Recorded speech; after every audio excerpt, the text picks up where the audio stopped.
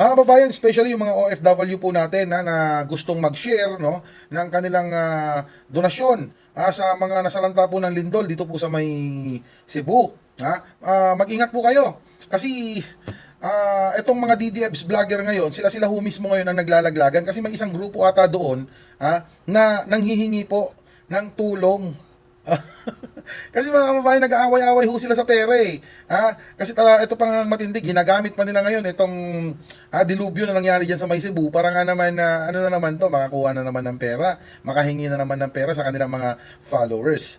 Hindi na kayo naawa sa inyong mga followers na tingnan nyo naman mga kababayan, no?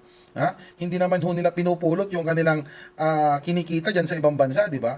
Tapos itong mga kababayan nating mga nasalanta ng lindol, hindi na kayo naawa, hindi na kayo nahiya. Kasi mga kapatid, mga kaibigan, may mga history na kasi yan eh. Di ba? Tingnan nyo yung nangyari ho dito sa may Robinson's Galleria, yung sinasabi nilang rally-rally nila dyan. May mga nagpaabot ng tulong dyan, may mga kinontak sila para makahingi ng donasyon. Ano nangyari? Ang daming nagrereklamo noon ng mga rallyista na pumunta na, alam niyo yung tipong pinangakuan na babayaran tapos magbibigay may pagkain. Ang dami nagreklamo na ano daw, panis daw yung kanin. Kung hindi naman panis, itlog at sardinas daw yung pinakain.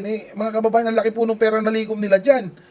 Tapos kalaunan makikita mo yung mga DDFs vlogger nandun sa ibang bansa pag-alagala or di kaya may mga mamahaling mga gamit na pliniplex pa, di ba? Ngayon, kaya nga sinasabi ko, mag-ingat po kayo, mga kababayang OFW. Kasi malamang target na naman ho kayo ng mga yan. Tapos gagamitin yung lindol, ganun, pantulong.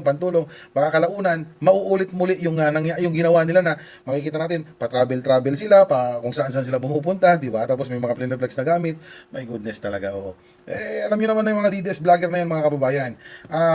Pera-pera lang din naman yung mga yan, di ba? Kaya mag-ingat po kayo, Ngayon, kung talagang gusto niyo magpaabot, magbigay ng tulong, makipag-coordinate na lang po kayo dun sa mga totoo, na alam niyo yun, yung nang kumukuha ng mga donasyon at tumutulong talaga.